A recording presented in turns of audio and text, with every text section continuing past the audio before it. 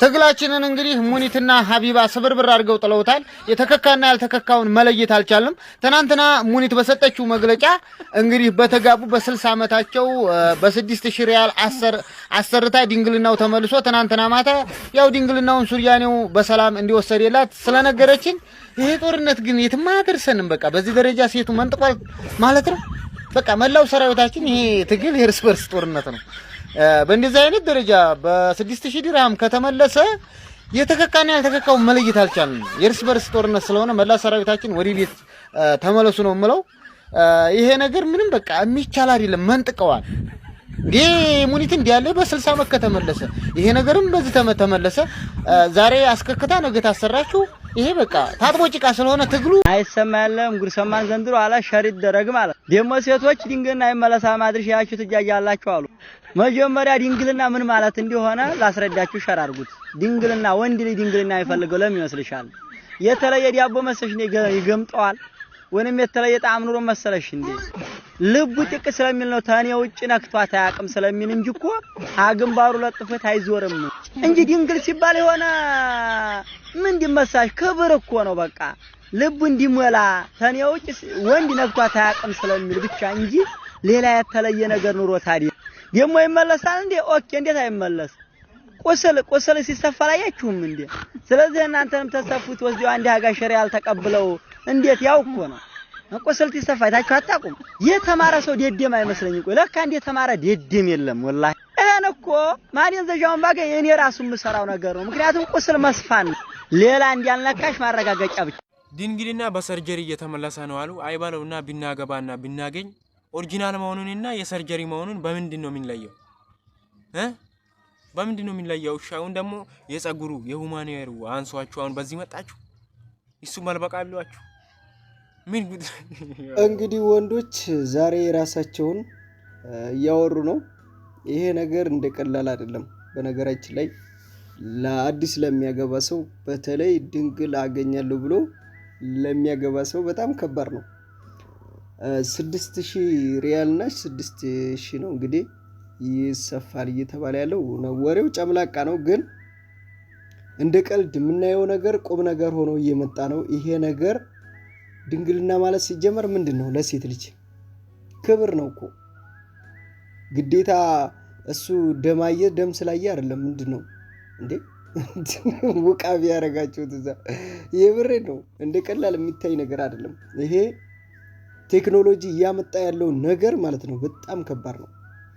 እቃ ፎርጂትና ኦሪጂናል ብላችሁ እንደምትለዩ ሴትም እንደዛ ተደርጎ መለየት አልተቻለም ማለት እኮ ነው። እሷ እንደፈለገች አገር ቤት እዚህ እንደፈለገች ኑራ የራሷን ዓለም ኑራ አዲስ ልታገባ ስትል ይሄን ነገር አሰርታ ባሏን አለኝ ብላ ማሳመን ትችላለች። ምክንያቱም ተሰፍታ እንደገና ዋጋ ከፍላ ምን ልታረግ ትችላለች? በቃ ድንግል ነኝ ብላ ኮራ ብላ ሊያገባ ሲል ተሰፍቷል። ድጋሜ ደም ታሳየውልኝ ወላይ ነው የምላችሁ። ይሄ ነገር ወደ ቀልድ ሳይሆን ማለት ነው በጣም አሁን ወንዶች ጭራሽ በስደት እንዳያገቡ ሊሆኑ ነው። ቢያገቡም ደግሞ ይሄን ነገር አሰርታ ነው እንጂ እውነት እስተዛሬ አኑረው አይደለም ብለው አያምኑም። በቃ መተማመን ጠፋ ማለት ነው። እውነቴን እኮ ነው። ምክንያቱም እቺ ልጅ አሰርታ ነው እንጂ እስተዛሬ አኑረው አይደለም ብሎ አያምንሽም። በቃ አሰርታ ኦሪጂናሉን አንቺ ምንም ነገር ሳይነካ ብትሰጪው ራሱ ያው አሰርታ ነው የሚለው። ልቡ ይጠራጠራል ማለት ነው እንጂ መጀመሪያ ሆናችሁ ለወንድ ልጅ ያን ነገር ስታቀርቡለት እምነት ይኖራል፣ ኩራት ይኖረዋል። ማንም ነክቷት አያውቅም ብሎ በቃ ክብር ነው እንጂ ሌላ ጉዳይ አይደለም እኮ። የደም እንትን የለበትም ወንድ ልጅ። ያ ነገር ለወንድ ልጅ ክብር ነው። እቺ ልጅ ክብሯን ጠብቃ እኔ ጋር መታለች ወይስ ደግሞ እንደፈለገች ስትሆን ኑራለች? ድንግልና ማለት አንደኛ ነገር አግብታ ማታቅ ምንም ወንድ አይታ ማታቅ ማለት እኮ ነው። የሰው ልጅ አንደኛ ነገር አሳውቀሽ ብትጋቡ እኮ ችግር የለም። በዛ ነገር ድንግል እንደሌለሽ አግብተሽ እንደማታቂ ወይ ደግሞ አግብተሽ ከሆነም አግብቼ ነበር ጓደኛ ነበር እንደዚህ ሆኖ ያ ነገር እኮ ያወዶ ይንጣ እውነቱን አውሩ። ግን በክብር መታችሁ ይሄ ነገር እኔ ምንም ነገር አይቻላቅም ብላችሁ መዋሸት አይጠበቅባችሁም። አሁን ያን ነገር እንድትዋሹ ያስገደዳችሁ ሰርጀሪ መጣ ከፍላችሁ እንደገና መሰራት። ይሄ ነገር ወንድን እንዴት ነው የሚያስማማው? እንግዲህ ወንዶች ስደት ላይ እንዳያገቡ እየሆነ ነው በቃ አምነው ማለት ነው። እና ይሄ ነገር በዱባይ ተጀመረ፣ ወደ ሳውዲ የሚተላለፋል ወረርሽኙ። ከዛ ከጀመረ ወደ ሳውዲ መጋባቱ አልቀረም። ዛሬ ወንዶች እሪ ያሉ ነው ቲክቶክ ላይ ነገሩ ጠፍቷል። ይሄ ነገር እኔ መጨረሻ ላይ የማኖርላችሁ ሐራም ነው በቃ። ሙኒታውን ይሄን ነገር ተናግራለች። እሷን ተከትለው ብዙ ልጆች ያሰራሉ። ያ ነገር ግን እሷን ነው የምሬ ነው እሷ ስታስተምራቸው በእሷ ትምህርት እሷን ሰምተው ብዙ ልጆች እንደዚህ የሚያደርጉ ከሆነ የምትቀጣው እሷ ናት። እንደዚህ አድርጉ ብላ ሚዲያ ላይ ያመጣችው ትልቁ እሷ ናት። እሷን ተከትለው ብዙ ሰው ለውሸት ቀረቡበት። ማን ነው ለውሸት ድንግል ያልሆነችው አሰርታ ድንግል ነኝ እያለች ብዙ ወንዶችን ታጭበረብራለች። ይሄ ነገር ያመጣ ሰው ራሱ ይጠየቅበታል። ሐራም ነው ግን ይሄ። ሰላም አለይኩም። ይህ ቪዲዮ ስለ እህታችን ሙኒት አስመልክቶ ነው ማለት ነው። ሼር ኮፒ ሊንክ አድርጉት። የታናናሽ እህቶቻችሁ መበላሸት መጥፋት የሚያሳስባችሁ ሁሉ ማለት ነው። እህታችን ሙኒት በአደባባይ ፎርጅት ድንግልና የውሸት ድንግልና እንደሚሰራ በአደባባይ አውጃለች። ያሰራሩንም ሂደት አስተምራለች። ለጆሮ በሚከብድ መልኩ አደባባይ ማለት ነው።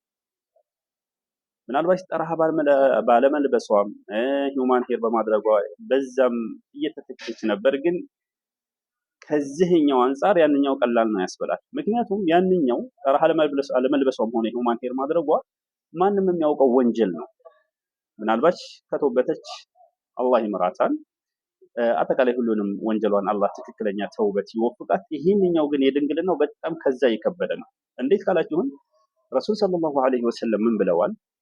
ወመን ደዓ ኢላ ضላለቲን ካነ ዐለይሂ ሚነል ኢስም፣ ወደ መጥፎ ነገር የተጣራ ሰው በሱ ላይ ወንጀል አለበት።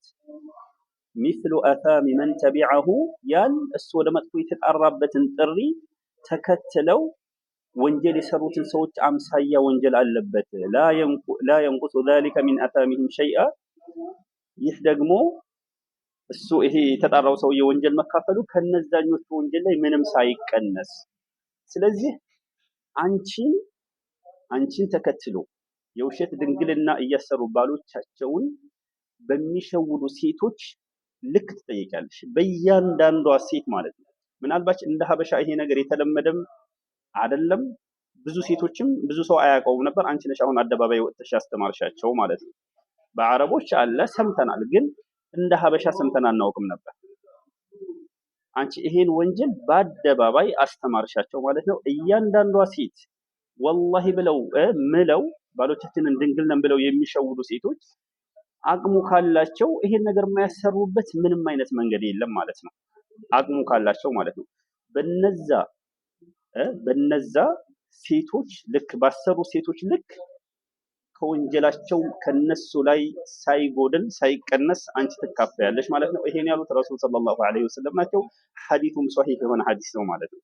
طيب ቢያንስ አሁን አንቺ እንዳለሽበት እድሜ ይቅርታ አንቺን ዝቅ ለማድረግ አይደለም።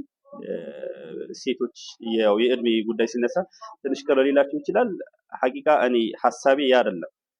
ከ23 ዓመት የትዳር ህይወት በኋላ ብለሻል። 23 ዓመት በ17 ዓመትሽ ብታገቢ 40 ዓመት ብለን እንያዘው እድሜሽም ማለት ነው።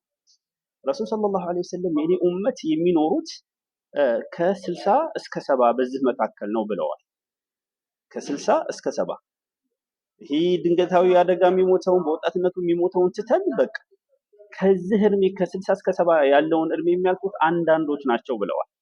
طيب ስለዚህ አንቺ አሁን በዚህ እድሜሽ ለሰዎች ጥሩ ነገር አስተምረሽ ከሞትሽ በኋላ ላለው ህይወትሽ ሰደቀቱል ጃሪያ የሚሆንሽን ነገር እንደማስተማር ሰው ያን አንቺ ያስተላለፍሽውን መልካም ነገር ሲያይ ሲሰማ ሞትሽም አጅር የምታገኝበትን ነገር ለሰው እንደማስተማር አንቺ አደባባይ ላይ ወጥተሽ ለሰው ይሄን ነገር አወረሻቸው። ያኒ ሰው እኮ የሰራውን እኮ ሁላ አያወራም እኮ ወንጀል እኮ አይወራም። ኩሉ ኡመቲን ሙዓፈን ኢላ አልሙጃሂሪን ብለው ረሱል ሰለላሁ ዐለይሂ ወሰለም ማለት ነው። የኔ ኡመት ሁሉም ይማራሉ ወንጀላቸውን አደባባይ የሚያወጡ ሲቀሩ። እሺ አሰራሽ ወንጀሉን ሰራሽ አይደል? እንዴት አደባባይ ታወጪዋለሽ? እንዴት ለሰዎች ሞዴል ትሆኛለሽ? እንደ አይነት ነገር ላይ ጥንቃቄ ልናደርግ ይገባል።